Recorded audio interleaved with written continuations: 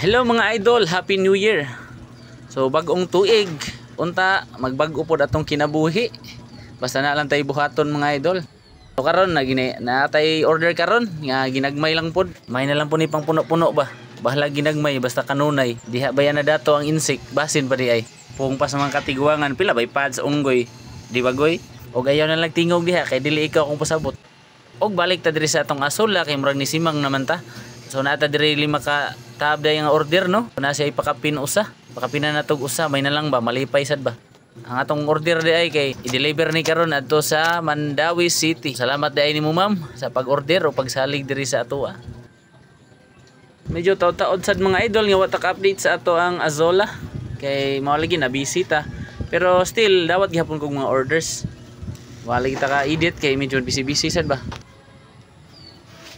Sa mga taga Bohol di ay no, so pwede na mo mag-order kay naana ko'y available nga Azola diha sa San Jose, Hetape. Message lang mo mga idol para maandam na to yung mga order ug mapadeliveran ta mo diha.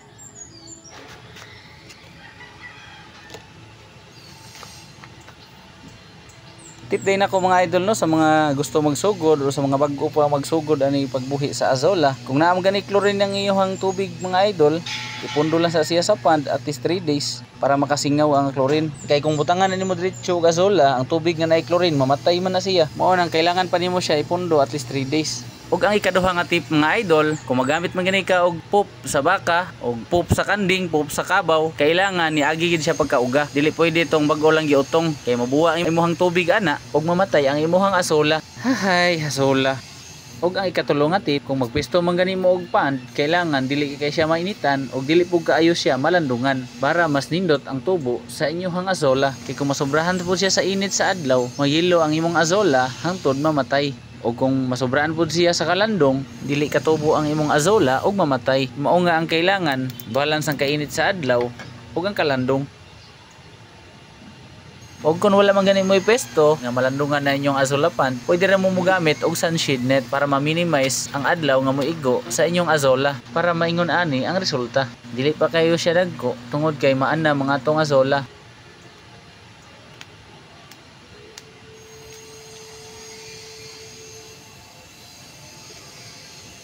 Ug mauna day ni ang update sa atong Azola pond karon. Ako aday ni gidungagan og duha kay dili makaya kung usara. Labi na og magdungan-dungan ang atong mga order.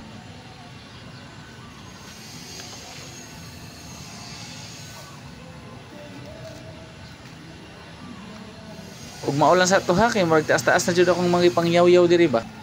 Hay, Azola.